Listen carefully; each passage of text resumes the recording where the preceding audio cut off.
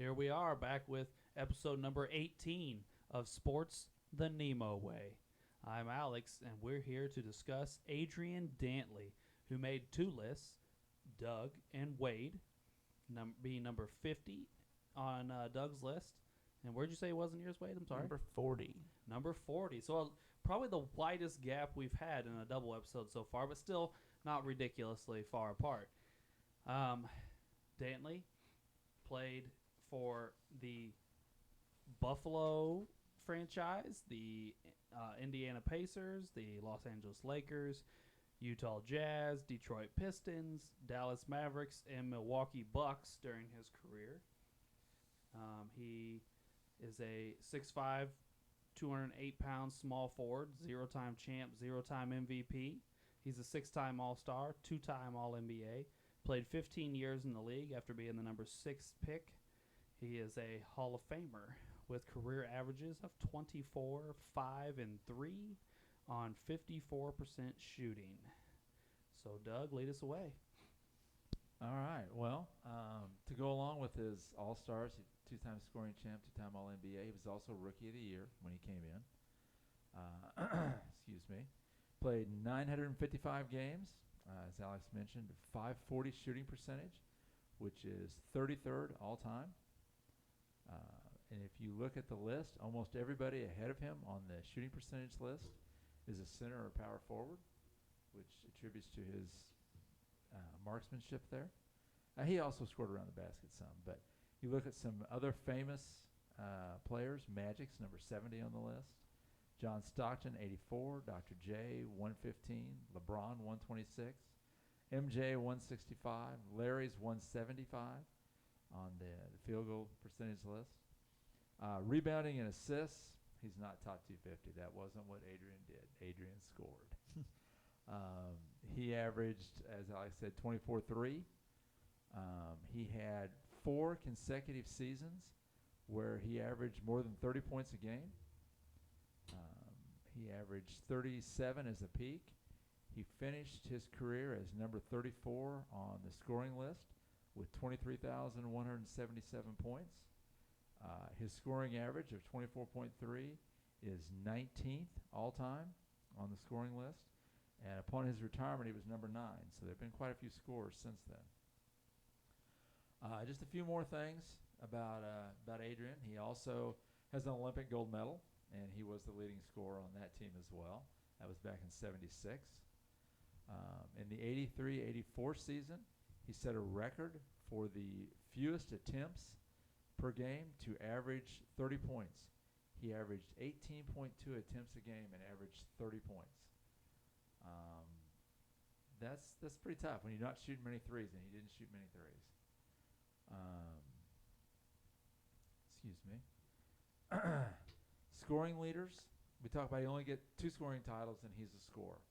And so I thought, hey, he went 4 years scoring over 30, and only gets 2 titles, and he's supposed to be such a scorer. So I looked back to see who won the titles in the years he played. His rookie year, 76-77, Pistol Pete won the scoring title at 31 points a game.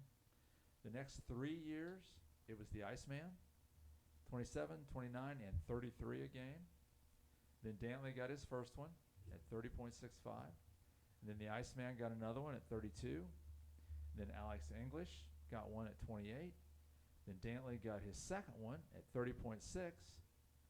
Bernard King came in, another shooter with a kind of short career, 32, almost 33 points a game. Dominic Wilkins got one at 30. And then somebody named Michael Jordan came along and won the next 7 scoring titles and ended. That was it. After that, nobody won scoring titles after MJ got started.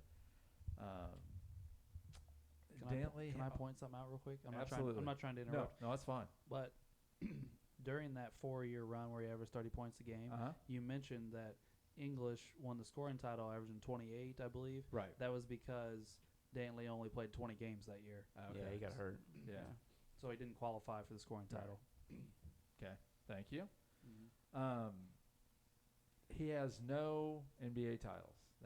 Obviously, that hurts. His career is kind of a just missed thing. He was with the Lakers and he was traded to the Utah Jazz for Spencer Haywood the year before Magic Johnson came to the Lakers. So he missed the Laker title run. Had some good years at Utah, went to the Pistons. He played in a final with the Pistons against the Lakers. Actually, in game one against the Lakers in the playoffs, he had 34 points on 14 of 16 shooting. He averaged 19 plus for the series, but Detroit lost the series in 7 games. The next year, when the Pistons beat the Lakers in the final, he got traded halfway through the season. They swapped him to Dallas Mavericks for Mark Aguirre, who was a good friend of Isaiah's from Chicago. He averaged 21.3 per game in the playoffs. It was in the playoffs for 7 times. So he still scored in the playoffs, not quite up to his usual clip of 24, but 21 in the playoffs. But never did get a title. My turn. Go ahead, Wade. Well, I think Uncle Doug hit most of it. Adrian Dantley, I think, is just one of the greatest scorers we had in the NBA. In his prime, Uncle Doug said 4 straight seasons of 30 points per game. He'd get you 6-7 rebounds, 3-4 assists. I think what kind of separated him from most guards is he'd do it shooting close to 55% from the field, which is almost unheard of for a guard. He put up dominant big man stats as someone who's arguably 6'5". I think Alex pointed out before the podcast started, he might have even been 6'3", and he scored a lot in the paint. He had a nice mid range. Literally almost never shot threes. I think he literally shot like 40 for his career, or 41 or something like that. Just didn't shoot threes, but absolutely dominated in the mid range and in the paint, and is actually one of the greatest of all time at getting to the free throw line. He was elite at getting to the free throw line and shot, I think, over 80% for his career. I think one year he won the scoring title while averaging 10 made shots a game and 10 free throws a game. So he's a unique scorer, one of the best scorers we've ever had in the NBA, and I think his weaknesses were obviously he just didn't shoot threes. It's like Ben Simmons on steroids. Didn't shoot him, but he could score. And he wasn't the world's greatest defender, but yeah, I'll stop there and let everybody else chime in here. All right. Well, as my favorite thing to do, I'll kick it to Drew. This happens every episode. And not last episode because you were on. Yeah. You were on the other team. Whenever it's not me talking about my guy, it's always, and we're going to Drew. To the young guy. The young fella. All right, well. Obviously, Dantley played before you were alive. Like most he played people. most of his career before I was alive. So Like most people on this list, I didn't see him play. Unless I look him up on YouTube. But the man could score. There's no doubt in that. And maybe we'll get into it a little bit later. Maybe one of his downsides was some people didn't like him, but I don't really like Isaiah Thomas, so, I mean, I don't blame him. But I don't know. It just seems another one of those players, kind of like we talked with Vince Carter, how he missed a couple of windows there where people hit different teams at different time periods with championships. He missed the Lakers by a year. He missed the Pistons by a year. So, I don't know. We'll get more into it. Ray, you got anything for us? I mean, not a whole lot that everybody hadn't already said. I mean, pretty impressive scorer. I mean, the rebounding's pretty on point for a guard as well. I mean, you can't knock him. I don't think my basketball knowledge really goes in depth like the rest of y'all, so I don't think really heard of him that much. Mine's like zeroed in right at the 90s, like a sniper. But I couldn't tell. I look at your list. Oh damn, man! I thought it was real obvious. But I mean, after looking at some game film and some his stats, I mean, he's a pretty impressive player from what I've seen. Yeah. All right, guys, it's Dantley time. Adrian Dantley put up huge offensive numbers for at least a decade, if not a little bit longer, in the league, which is obviously very impressive. In a career, 24 points per game was also super impressive. Not trying to take his scoring prowess away from him. But for Dantley, he falls into a group of players for me that fits his style and represents something that I can never get behind. But he just happens to be the first one of this group to come up. There's more to follow in episodes, some of them even quite a ways down the road. But before I get to that part of it, just like any other player, Dantley has holes in his game, like anybody. But some of them are more glaring than others, like his refusal to even attempt to play defense. Even when he was in Utah and they brought in a whole bunch of defensive players to play around him, and they had one of the best defenses in the league, he wouldn't play defense, and he had a negative defensive rating for the best defensive team in the league, even though he was playing next to Mark Eaton, who was erasing most people's mistakes. But he also couldn't shoot. We kind of from deep. I mean, we discussed that he didn't shoot much, which at that time, or even when I was growing up, that was a positive. I can't do that, so I'm not going to do it. In today's NBA, they would just rake him over the coals for that, because even if you can't shoot, you need to at least shoot 5 threes a game. But Adrian Dantley shot 17% from 3 for his career, so I don't know that shooting 5 a game was really going to be helpful. But I will say that would be a negative trying to play in later times in the league, being a wing player that can't shoot or spread the floor. But here's where we get to the nitty-gritty of it. I have a big problem with Adrian Dantley. Part of it being he's not a good teammate, but we're going to talk about a lot of guys that weren't good teammates. I have Allen Iverson on my list. But it doesn't appear Adrian Dantley cared about winning. And that's where I draw the line in the sand. You mentioned earlier Adrian Dantley is was Rookie of the Year. He's also the only Rookie of the Year to ever be traded immediately after the season. That's never happened before or since then. They couldn't stand him so much, they just shipped him right out of town. And I think that says something. But hey, he was young, he was a jerk, whatever. Maybe he'll get over it. But then Indiana decided they couldn't take him anymore either, and midway through the season, while he was averaging 26-9, decided, no, we can't do this. We got to get him out of town. They also traded him to the Lakers. And the Lakers, he finished the season with the Lakers and then played another season with the Lakers. 2 of his statistically worst years of his career. I think he was like 17-5 or something like that. I think he was splitting time with Jamal Wilkes. Yeah, yep. Thank you. And Kareem was on that team. So yeah, I think they had 3 Hall of Famers and a multi-time All-Star on that team. And then they, like Uncle Doug pointed out, he missed Magic by a year, but this is one example of they traded Adrian Dantley and immediately got better. And they, didn't have a lot of success with 3 Hall of Famers on their team. But I digress. Then the Lakers trade him again to Utah. It's a lot of trades. First off, as a general rule, I don't think we trade superstars all over the league like this. I think we did this back in the day at the park with the basketball cards. Right. Trade him to Utah, where he had the longest stint of his career. He played 7 seasons in Utah. They were a fringe playoff team with a variety of cast members over the course of that 7 years. He did play the last few years there with Stockton and Malone.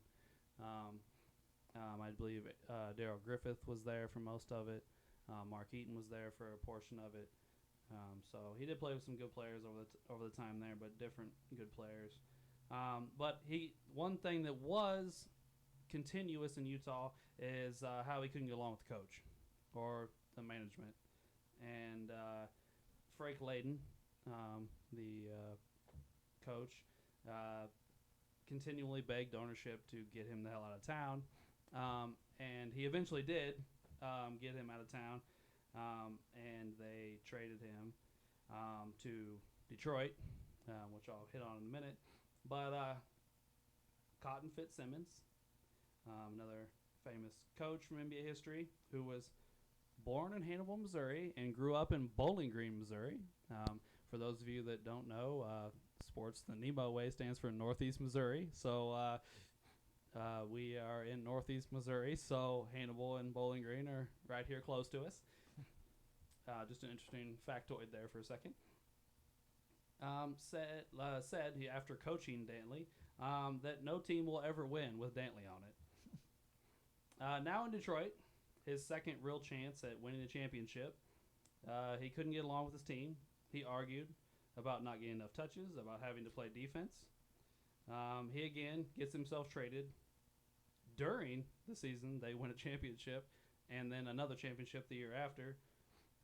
Trading for the weird thing is they traded for a guy that I don't think is as good as Dantley, Maguire. They're the same type of player. They're both scoring small forwards who put up some pretty good numbers on some bad teams, and were jerks, I guess is the best way to put it. I mean, Aguirre had his problems with teammates and stuff as well. I mean, I saw an interview with I'm blanking here, Blackman for Dallas. Oh, Rolando? Yeah, Rolando Blackman. Yep.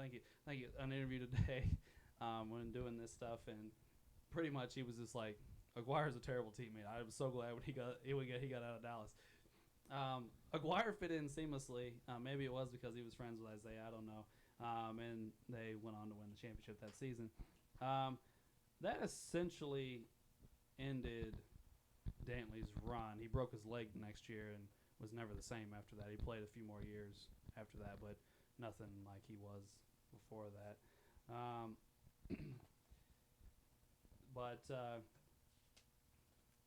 But then he seems to cement this legacy on the Bad Boys 30 for 30, where he pretty much just comes out and was like, man, they wanted me to do something different than I wanted to do. And I just said, fuck that, I ain't doing it. It kind of just cemented it in my mind. Like, he didn't care about winning. All he cared about was his stat line at the end of the game, how many points he put in. And that's just not something I can get behind. We played, I mean, not to I want to quote football coaches, but we played to win the game. And when you have a chance to win multiple championships in multiple places, and pretty much you have problems getting along with people and being a decent person to people pretty much everywhere you go, I think we've got to start looking at more as fact than opinion, at least on that part of it. And that's why I can't put Adrian Dantley on my list.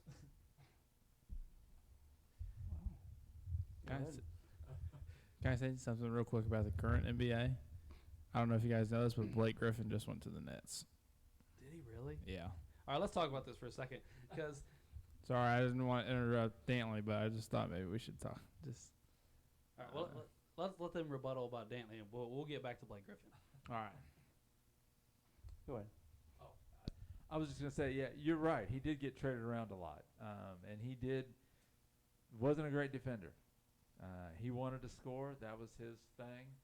And now, the deal with the Lakers, I don't know whether he couldn't get along with them.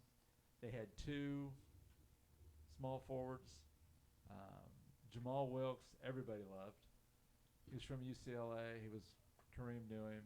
He wasn't going anywhere. And so Dantley was the one that went out. They got Spencer Haywood for him. I do know he didn't get along with Isaiah. But I do know that Mark and Isaiah were buddies because they're both from Chicago. But I'm like you. I have heard that Dantley was not an easy person to play with. It's a good way to put it. I also forgot to mention earlier, but you mentioned the 1 year he was averaging 9.4 rebounds. That was his peak. And his peak assists were 4.8. I forgot to mention both of those. I mean, yes, the 9.4 rebounds, but it was only for like 23 games, and then he was traded. So his season average is actually like 7, I think. But yeah, it was a nice season for him. Was the point I was trying to make in that argument? Yeah. He did have a couple. I think he had back-to-back seasons there in the middle where he averaged over 4 assists a game. Like I think 80, 81, 82, 83, he always averaged over 4 assists a game. Although his turnovers were also almost 4 games, so it was almost 1-1 there. Yeah. Who did everybody else have on their at the end of their small forward list? I was just looking at a few, but just out of curiosity here. I'm pretty sure my last one is either Dominique or Paul Ayrton. I'm pretty sure. Dominique, okay. I'm pretty sure. I don't have my list. I think I you have apologize. Pippen and Dominique. Yeah, Pippen and I know Dominique's one of my last couple. I know think you have that. Pippen and Dominique. Yeah, Pippen and Dominique at the end there. Yeah, that sounds about right. Sorry, I don't have mine in front of me. I apologize. No, it's cool. I had Chris Mullins and Worthy. Okay. I was just trying to get a feel for the end of everybody's list. Okay. Well, I mean, Adrian Dantley was an ass. I mean, I think we all, just really no arguing that. But one, we're talking about the bottom of our list, which I think we've pointed out before. The bottom of everyone's list is kind of just, there's a bunch of great players you can put at the bottom of all your list. It's just kind of what you prefer, what you like, if you like that player. I was fascinated by Adrian Dantley's scoring ability. I mean, there's probably a couple of other cases you could throw in there, but so again, we're talking about number 10. He's my number 10. I think he's Uncle Doug's number 10 as well. Correct. But I also think we've talked about other players that had weight and cocaine problems. We've talked about players that have never won a playoff series. I mean, at the end of your list, there's usually some glaring holes there that you can really ride with. I just think peak Adrian Dantley is pretty unstoppable offensively. Defensively he did suck. I read an article about that today. But someone who I actually find him extremely comparable to is Dominique Wilkins. They both sucked at defense. Dominique never really had very much postseason success. They both averaged 24 points per game for their career. I think Dominique out-rebounds him a little bit. I think Adrian Dantley clips him in assists by a little bit. Adrian Dantley even though Dominique wasn't inefficient, Adrian Dantley is, I think, 5 or 6 percentage points higher than him in field goal percentage. So that's someone who made everyone's list, I think, except mine, who I found very comparable. This is something I was going to touch on. This is where I separated some guys, because I think we just talked about it off air that the end of most of our position lists are filled with guys that didn't win. Mm-hmm. So Dantley and Dominique both fall into that category. I think Dantley's case could look more like Dominique's or more like T-Max or Vince Carter's or guys like that if he would have been in Utah his whole career. But because then we just look at him as a good stats, bad team guy. He didn't have any help, which isn't always true in Utah, but for the most part, didn't have a ton of help, so on and so forth. But when you play on two all-time great teams, you play with a bunch of Hall of Famers, you do those things, and essentially you just make choices to not suck it up, Buttercup, so that you can't win. That's when I think that argument ends. Like, you weren't in it to win. You wanted to score, and if you weren't going to score, you were going to pout. Well, I mean, really, the only great team he played with was Detroit. I mean, the Lakers didn't have Magic yet. They weren't what they were going to be. Utah, Karl Malone, I think he only played with as like a rookie who wasn't Karl Malone yet. I mean, I read an article today talking about how terrible the Jazz were, and he carried them to the first round of the playoffs. They also went to the playoffs the next 2 years after he left. I mean, that's fine, but he still took them to the playoffs. And then Detroit, they were one Larry Bird steal away from the finals with him on the roster. So, I mean, it's not like he held them back. I mean, yes, they went to the finals and won it, but they were one play away from going there with him. Well, and they took the Lakers to 7. Yeah. The year before he was traded. So, and he was a big part of that.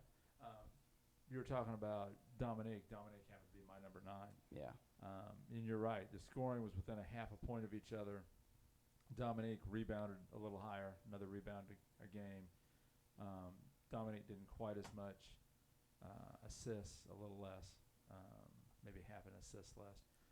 I think we know Dominique so much better because Dominique was so flashy. Well, Dominic was famous. I mean, he was Yes. popular. Adrian I mean, Dantley wasn't really a winning hugely popular the player. dunk contest and everything else. Dantley just kind of flew under the radar.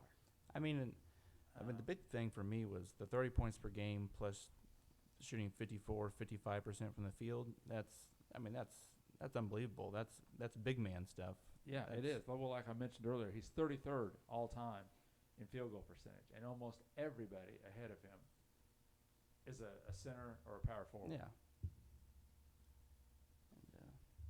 But yeah, I mean that was just a comparison that really stuck out in my head. And I think I don't think Dominique had he had great peak numbers, but I don't think did he average 30 points per game once, twice? Did he do it at all? I'm not sure.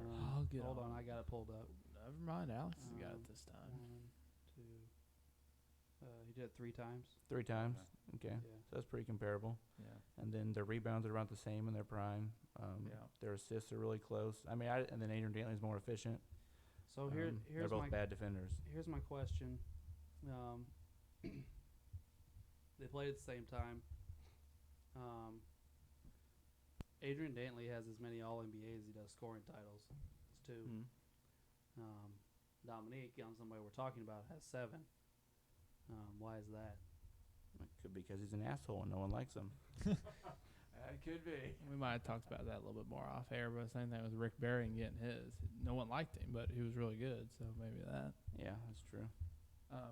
Dantley, to me, is one of those guys that we've had this discussion numerous times before about short career gets you high average.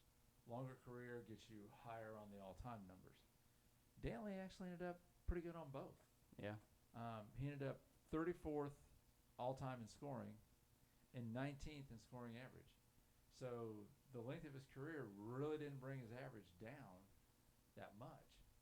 He kind of held it pretty well over that time period. Yeah. I don't know.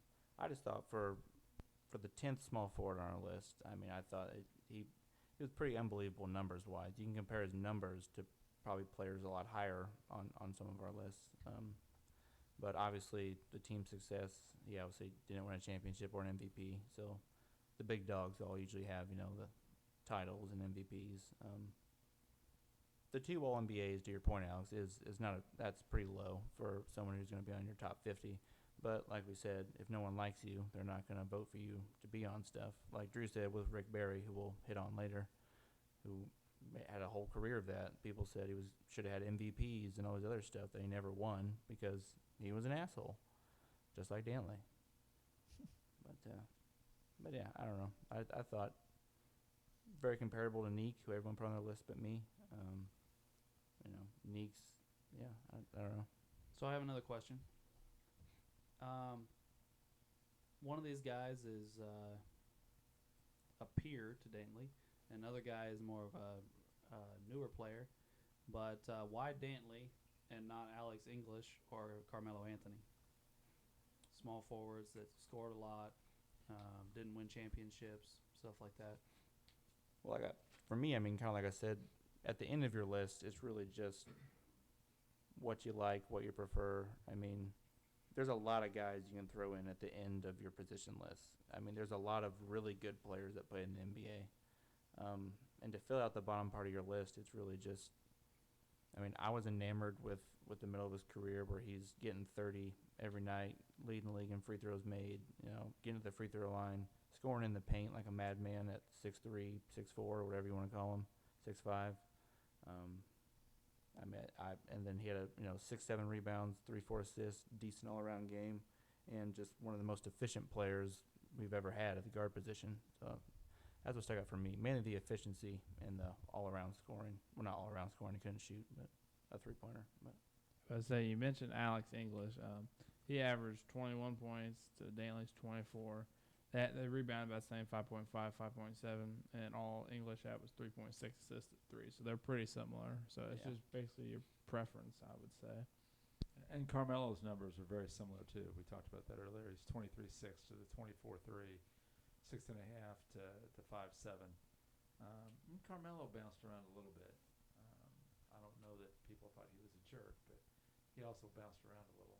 I Like you think said, none of them won anything. And is nowhere near the efficient player that. Right, yeah. yeah. The field goal Uh, percentage, I didn't realize until I started digging into this what an excellent field goal percentage Dantley had. Carmelo's field goal percentage might be close to 10 percentage points lower. You know, I'm not a Melo guy by any means. I'm not a Melo fan. Melo didn't make anybody in this room's list, so I'm not trying to act like I'm sticking up for Melo here. But, we talked about Dantley not shooting threes, 40 for his career or whatever. I mean, Melo shoots 40 in 3 games. So that's going to significantly pull your field goal percentage down when you're shooting a lot of shots from 3 and you're not Steph Curry. I mean, you're 100% right when you say that, but at the same time, if you know you're bad at something, don't fuck it up by keep doing something you suck at. I mean, No, I know, I agree. I said that earlier, but Melo doesn't suck at it. I mean, Melo's like a 36, 37%. he's decent, yeah. 3-point shooter, not 17. So it's not like he's out there killing his team by shooting. I'm just saying, like, because he plays such a completely different game. Some of the field goal percentage, I don't know what Melo's field goal percentage is for his career, but some of that is going to be explained because he shoots. Yeah. I'm gonna have Drew look it up, because now I'm just curious what his percentages are. Carmelo's. Carmelo, correct? yeah. Look at his field goal and 3-point percentage. Got you. I mean, Melo was one of the best scorers of this generation, in his won prime. a scoring title, didn't he? I think he won with the Knicks. Yeah, Yeah. he was legit 25 to 28 points per game for a long time. Yeah, and he had a couple of nice rebounding years too. I think where he averaged 7 or 8. I would Yeah. say he had one scoring champion. He's 6-time All NBA right now. He won't win anymore. Yeah, he's not getting there anymore. But We can only hope, guys. what are we looking at percentage wise here? I'm trying to find it here. Let's see.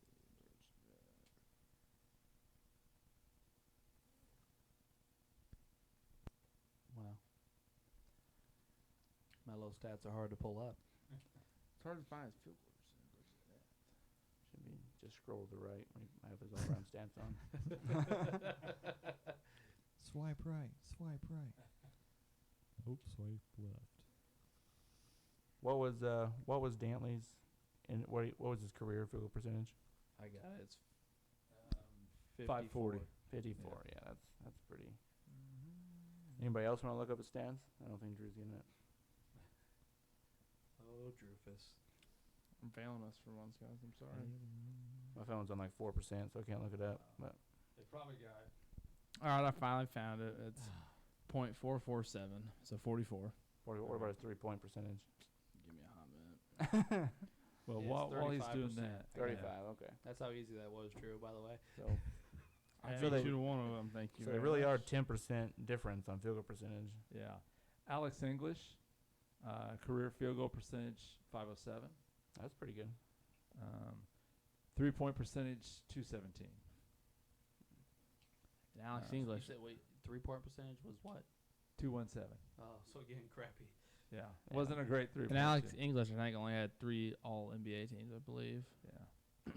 So it's not like which, he had too which many. again is more than Dantley, and they played at the same time. It's only one. I know, but like, and then we're talking about Dominic Wilkins had 7, That is true. but we're leaving out the 2 biggest ones. Which one's Dr. that about? J and Bird played at the same time as well. Mm. Like, there's a lot of True. All NBAs coming out of this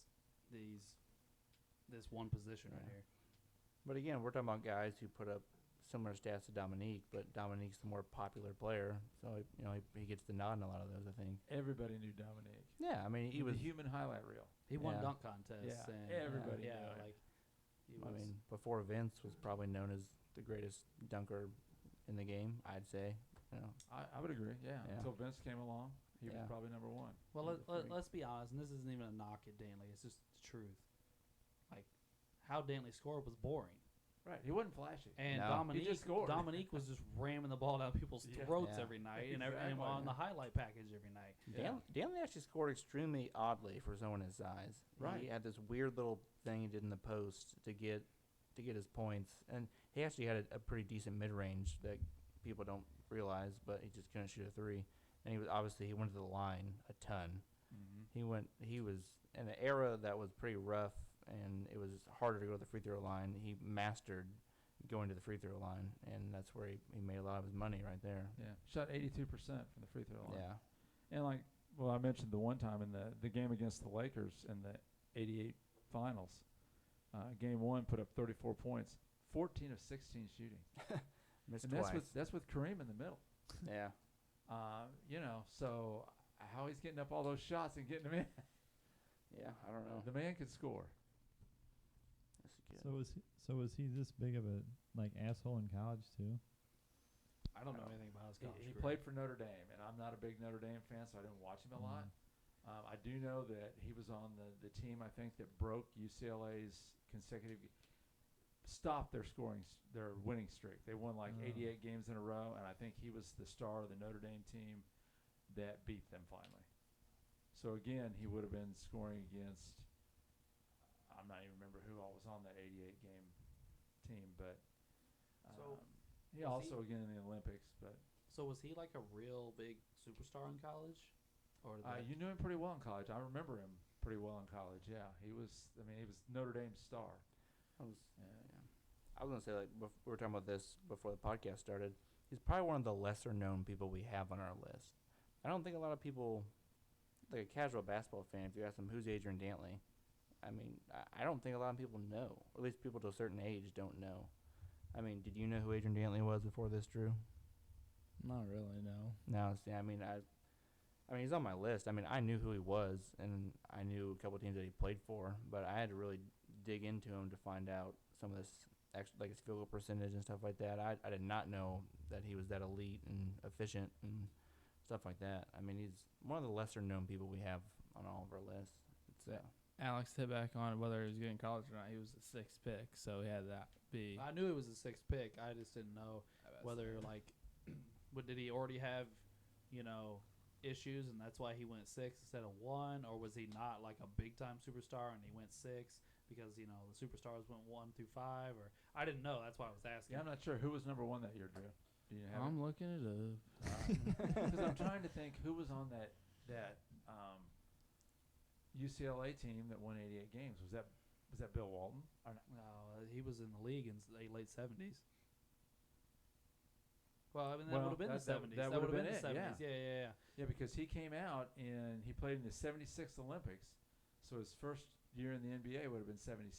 Yeah, so it might have been. I just can't remember who was on that team. It would have been close, regardless of whether Walton was there or not. It would have been close.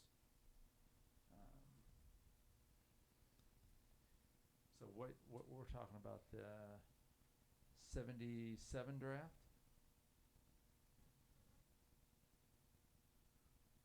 Mm-hmm. 76 draft is what I'm looking at. We're doing some good podcasting here. All right, guys. here we. I'm telling The you. first overall pick was John Lucas. Okay. Do you have a list of who all was? I think Alex English was drafted that year. Robert Parrish. Yeah, it's Dennis- John Lucas, Scott May, Richard Washington, Leon Douglas, Wally Walker, then Dantley, Quinn Buckner, Robert Parrish. Ooh. I mean, a bunch of guys I never heard of. Good Mitch old Kupchak Quinn was taken at Buckner. 13. Let's say if you go further down, Alex. UCLA had number 3 was Richard Washington out of UCLA. I remember him. Yeah, I don't know who that Washington is, was but- good. He was a good forward in college. He didn't really do that much in the NBA, but he was tough in college. But I was trying to think, is that when Indiana was good? Because Scott May came out of Indiana, Well, we would have drafted Quinn Buckner. right?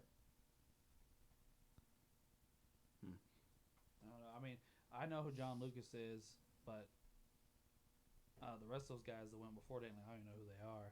I don't know if it's a knock on them or not, but I don't know who they are. I have no idea who they are. I've lost track what the original question was. We were just wondering who went ahead of him in the draft Mm. because we were talking about it being 6th. We already had trouble there, but We're trying to figure out characteristic flaws from college to the NBA. There we go. I think you're right. But do we have anything else about Dantley that we want to bring up, or are we good? Or I think we can do our closing statements. Drew, what you got, buddy? Well, honestly, there was no doubt that he scored a lot and all that, but I just think some of his problems and not getting along with people, maybe trying to get his stats for his own self and not trying to win, maybe got in the way of a little bit for that. And that's basically what I've heard about Dantley tonight. All right. Well, I think that's a good closing statement. I think we can close it out. We'll close it out. All right. Well, thank you, guys. Thank you for listening. We'll see you next week. Ray? I guess from everybody's argument, it sounds like Dantley just knew he was the shit, and figured out that he could go wherever he wanted, pretty much on the NBA tour bus, and just make a paycheck, and he couldn't be stopped. So somebody was always going to have to, need a scorer. Hey, there's Dantley. Let's trade for him. Let's give a couple recliners and a refrigerator, and we'll get Dantley over here, and we'll take care of that. But other than stuff like that, he was good. There's no denying that he was the top scorer, for a long time. But then we play the what if game. What if he was, more human being that, maybe he could have won a few titles, but just never know. Yeah, the what if game's always interesting. Oh, yeah. Yeah. What if they would have kept the Lakers would have kept him instead of Wilkes? What would his career look like? Maybe he would have blown the team up and the Lakers would have been worse off for it. Or maybe he turns into the James Worthy of that team and is considered a great because he won a bunch of titles. I don't know. No, you're going to hear this argument from me a few more times over the course of episodes, but winning is the most important thing, and nobody's going to convince me otherwise. And it seemed like Dantley didn't care about that, or at least wasn't willing to sacrifice to do that. So it definitely jolts him down my list a ways. I do believe I told Wade he came in 15th on my small forwards. There's a few more guys in between him and my top 10. A couple of guys we talked about tonight. So it's not all my argument is about his game, because I acknowledged earlier how great of a scorer he was. Not trying to take that away from him. I just think he lacks something very important to being a great player, and that's why he will not make my list. I liked his scoring. I liked his field goal percentage. The fact that he could score at that height and the ways that he did it. And again, we're talking about, as Wade mentioned earlier, the bottoms of our list. But yeah, I can't say I enjoyed watching him play in college because I'm not a big Notre Dame fan. But I did. Being a Laker fan, I remember him from L.A., and I remember the Lakers playing against him in Detroit. And the man could definitely score. Really, I thought it was pretty nice to, on the 10th spot on my list, have a guy that, in his prime could drop 30 every night and do it at a 55% clip. I thought was pretty nasty, pretty impressive. It's hard to do. At the end of the day, you got to put the ball in the hoop. Very, very few people could do it better than Adrian Dantley. That's pretty much it. An extremely high efficiency player for a high score is very rare. He's not Allen Iverson shooting 38 times to get 30 points. He shoot 14 times to get 30 points. Great at getting to the line, good rebounder. I just thought, he's a extremely good player. He obviously was a bit of a head case, but undeniably one of the greatest scorers that the NBA's had. That's pretty much my reason. All right. Well, I guess that wraps up our Adrian Dantley portion of this episode. So we will move into trivia. Anybody got a question ready? I got one. All right, let's go, Willard. Where did the great George Gervin go to college? George Gervin, eh?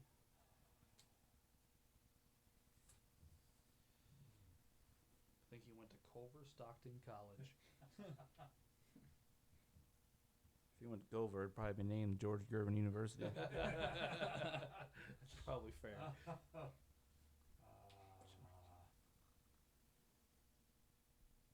I honestly have no idea. I'm just gonna have to guess. Yeah. Let's go with. Wow. It's time to get in the money machine and start grabbing what you think is right.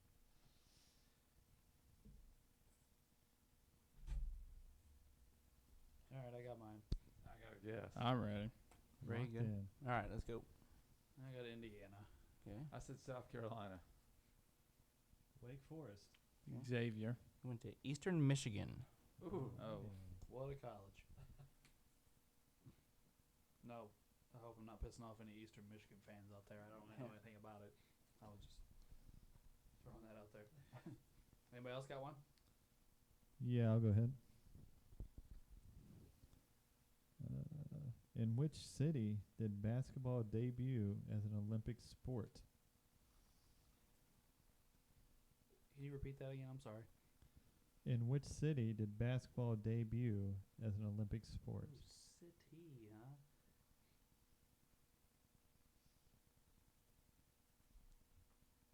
In the city. Jesus Christ. This is tough. All right, I got my guess. Yeah, I got one. Okay. All right, I'm ready. All right. Let's put L.A. I got Moscow.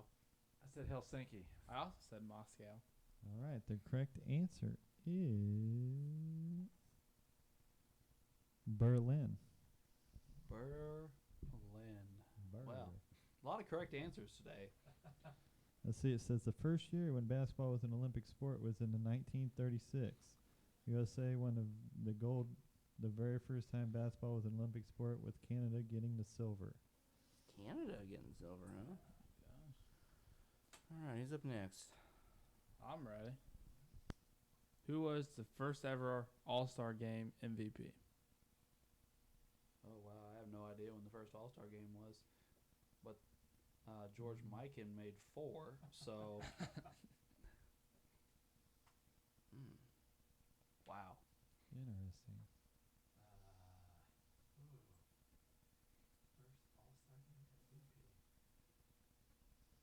Oh, boy. All right. I got a guess in. I got mine. Yeah, I got mine. locked in. All right, flip them. I just said Mikan. I got Mikan. I got Arizona. Mikan. It is Ed McKill.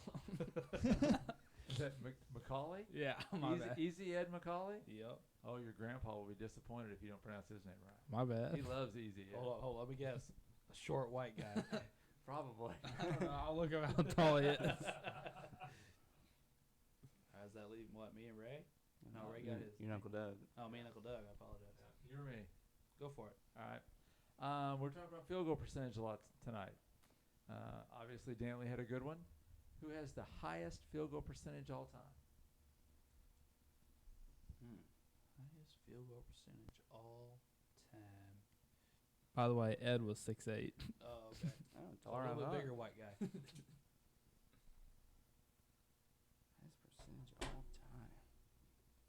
Yikesies. Well, it's not George Mikan. I know that. It's not probably anyone before 1970. All right, I got one. I got mine. All right. I'm locked in. Actually, I'm changing mine. You got yours, Drew? No. Oh, you're changing yours, Wade? Yeah. What a Come on, bum. Drew. All right, I got another one. All right, I got it. I got DeAndre Jordan. Put Dwight. Cream. Jabbar. Go Alex. It's DeAndre Jordan. He shot 67.2%. It's a lot of dunks. Yes, it is. He caught a lot of passes from a Hall of Fame point guard. Lob City. All right, that leaves it to me. And in the season 99-2000, what Dose players shared the Rookie of the Year honors?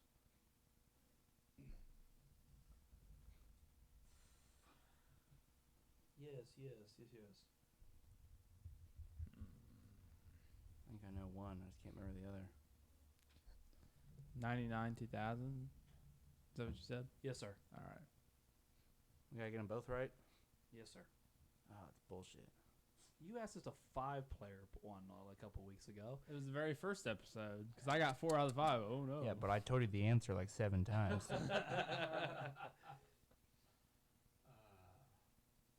It's hard to think about who Rookie of the Year was when I was Yeah, even I born got mine. yet. Well, Wade should know one of them Yeah. at least.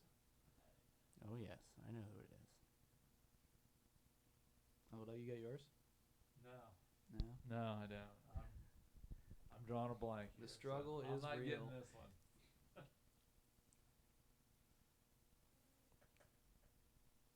Okay, I'm locked in. No, I'm not even gonna guess. Just go. Oh man. Well, I'm gonna guess, but I don't. I want to see what everybody else says before I go. It's not even close. I don't think.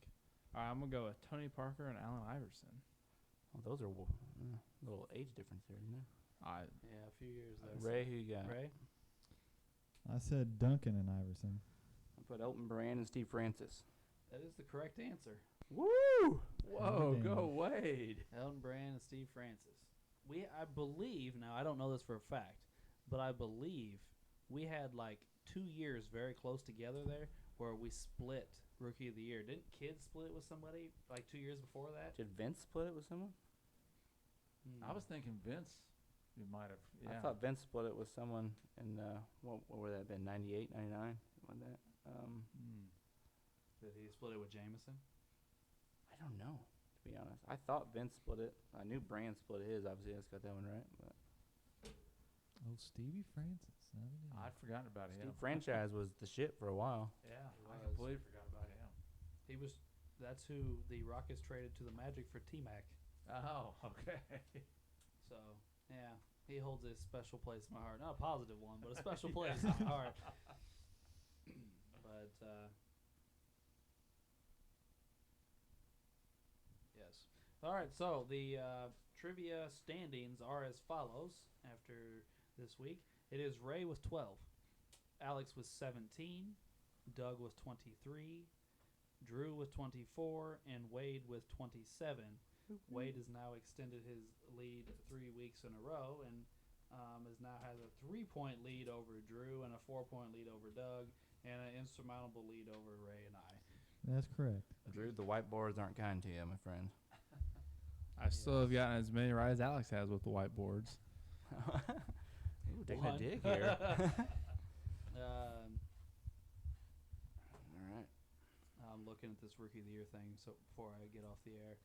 Grant Hill and Jason Kidd split it in 95, and Tim Duncan won it in 98, and Vince Carter won it in 99 solo. He won it by himself. Gotcha. Yeah. So, yes. But Kidd and Grant Hill did split it in 95, so just a few years before that. Anyway, we're going to close up shop here on our Adrian Dantley episode. Hey. And Blake Griffin. what about? Oh yeah, On we the said we Nets. said we wanted to discuss Blake Yeah. Griffin. So let's knock that out real quick. Anyway, Blake Griffin signed with the Nets tonight, as Drew broke earlier in our episode. Before I get into, I have something very specific to say, but before I do that, let's just go around the room and give our opinions on what that means for the Nets, I guess. I'm not really sure. Blake has kind of, since he left L.A., he's kind of dropped off the face of the earth. I know his stats have gone down. We'll see, I guess, whether they can revive him or not. I just don't think this is what they needed. They need a rim protector at the basket, and he's not a rim protector. And like Uncle Doug said, he's fallen. I think he had one All-NBA season a couple years ago, but between injuries and just getting older, I think he's shooting below 40% this year. He's averaging like 13 points per game, and he's not a rim protector. They needed someone to replace Allen, who they got rid of in the trade, and he's not it. I don't get this. What, you don't think they're bringing Lob City to Brooklyn because him and DeAndre are both there?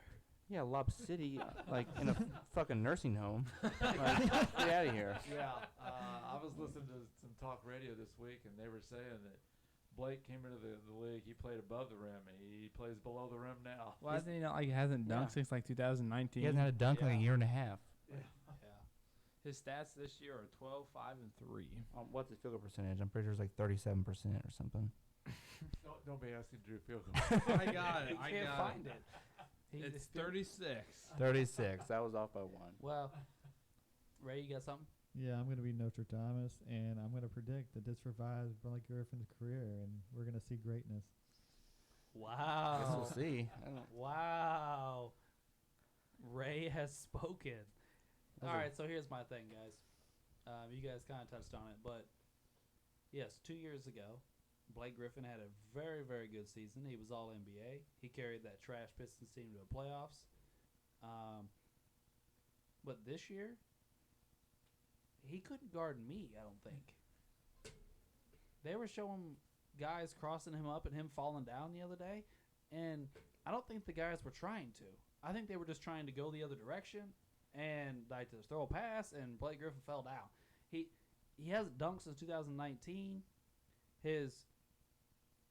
He's pretty much a spot up shooter now on offense, and I'm pretty sure his 3-point percentage is like 20-some% this year. It'll be a half an hour before Drew finds that. No.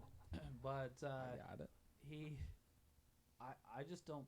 I think he's a shell of himself.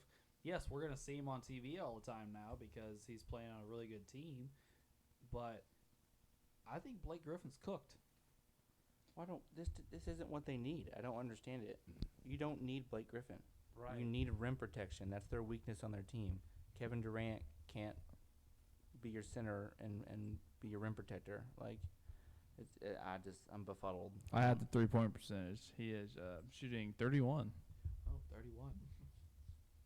Well, I agree with you, Wade, wholeheartedly, that they need a rim protector. They need somebody to go down and play really good defense because although DeAndre Jordan is a shot blocker, he's not a great defender at this point in his career. No. Blake Griffin does neither of those things.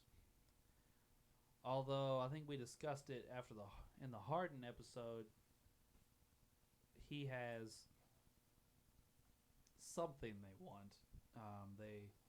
He will stretch the floor, unlike DeAndre, because I believe you play him at the 5 at this point. Blake, I mean. Yeah. And they had 3 exceptions they could use to sign guys. I assume a rim protector will be one of them, but I didn't expect them to prioritize Blake Griffin either. I don't know. Yeah, it's just that's literally their only weakness. Offensively, they're on pace to break records. Defensively, they can get by, but they're not great. And their biggest problem is in the lane.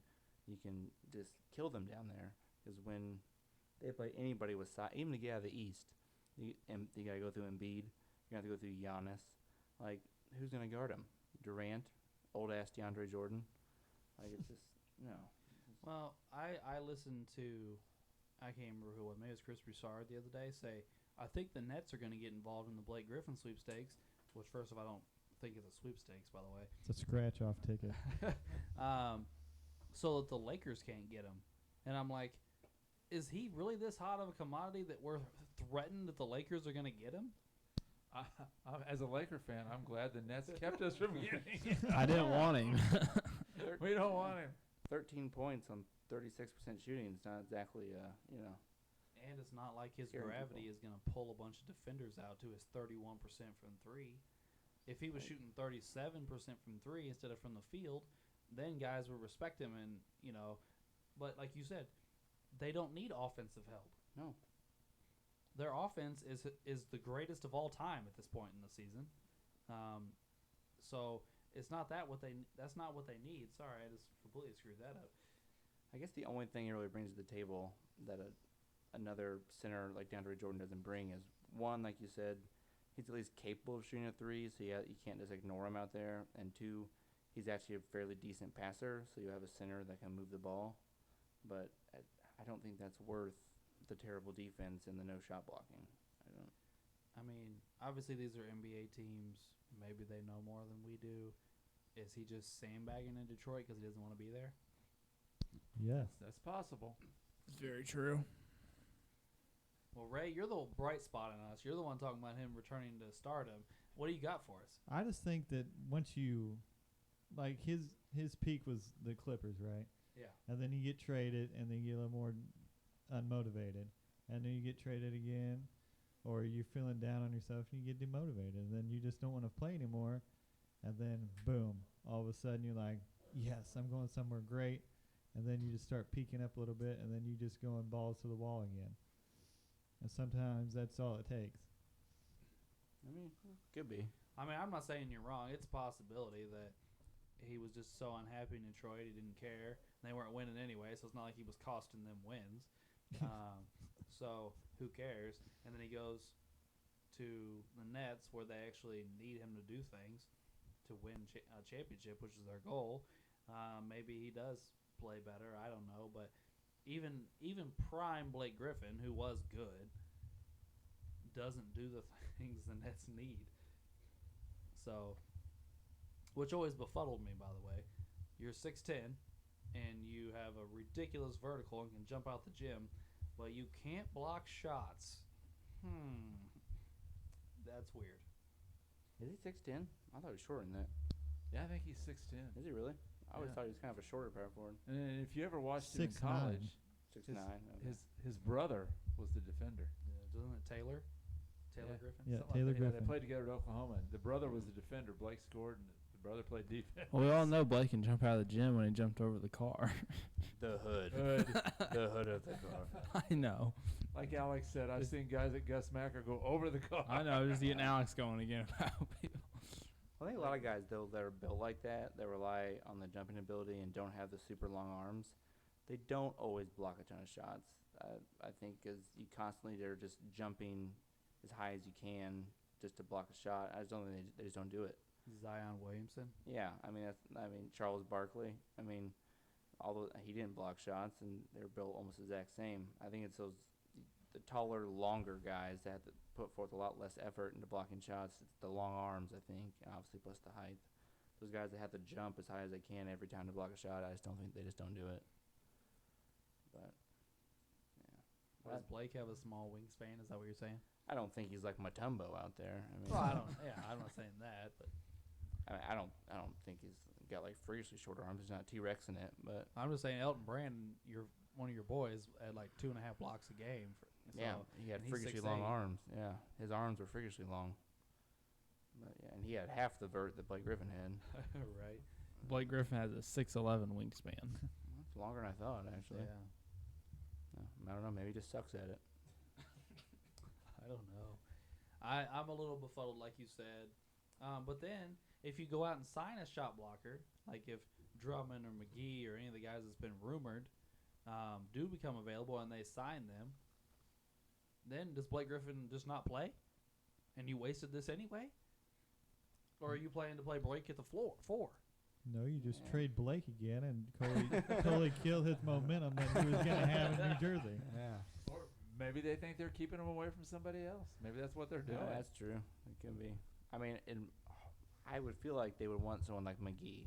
Literally, That's what I thought too. just literally out there to protect the rim, get a couple rebounds. That's his specialty. You don't want Drummond. Drummond thinks he's, fucking Olajuwon.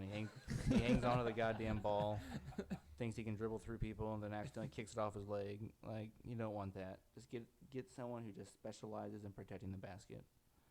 And then who cares about Griffin? He can sit on the bench. Did LeBron really want Blake Griffin now? Well, don't know. no team that LeBron's on does anything without his permission. So That's what I'm saying. I can't see him fitting in with LA. I don't know. Well, here's the thing. Athletic big men play really well with LeBron. But is Blake still athletic? Because if you haven't dunked since 2019, can you still jump? Because, like we just said, he's 6'9". It's not like you've got to be super explosive to dunk the ball at 6'9", and he hasn't done it in almost 2 years. I don't know. Sounds like his legs are just shot. He's had a bunch of knee surgeries. injuries, yeah. Yeah, he's been doing a lot of jumping for a lot of years, And it's he's, just I know wears he's, down. he's only like 31, but he's been playing for like 10, 11 years. Well, So- maybe he needs to talk to somebody, and go, like, I know Kobe's gone now, but, I mean, figure out what the hell they're doing in Germany to dude's knees and go do that and come back, and maybe he'll be able to be a superstar again. Here's what gets me is a couple years ago when he was in Detroit, when he had the All-NBA season, his a really good season in Detroit.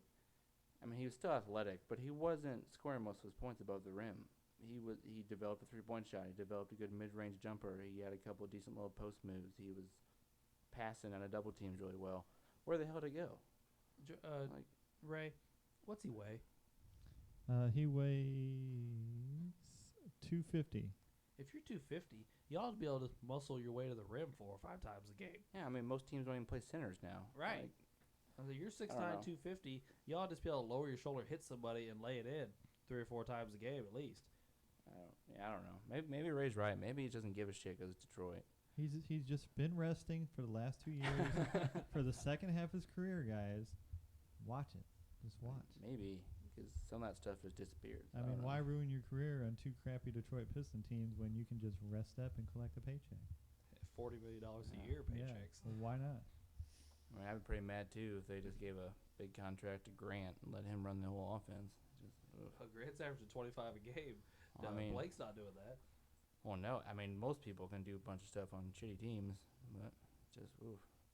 I'm not a huge best player on the team Grant believer, but he's having a really nice season. I mean, I think he shocked everybody with what he's doing, but Because I believe he's shooting like 50% from the field. He's doing it efficiently. are you gonna win a championship with Grant as your best player? No, I don't know that you win a championship with Grant as your second best player. That's my point. but- yeah, I think Griffin's like, we're done. We're done here. Don't they have the worst record in the league? No, the Timberwolves do, Oh, okay. I believe. They're at least in the contention with worst record in the league. I know that. They're really bad. Magic have the third worst record in the league now. Yeah. I don't know. Doesn't matter. Well, anyway, I didn't want to spend a ton of time with this. Does anybody else have any statements on the Blake Griffin signing? Yeah. No. No. All right. Well, we're gonna close shop then for good now for this episode, and we will see you next Thursday to discuss Russell Westbrook, who will be defended by again Doug and Wade. So tune in next week for current player, and we'll see you next week.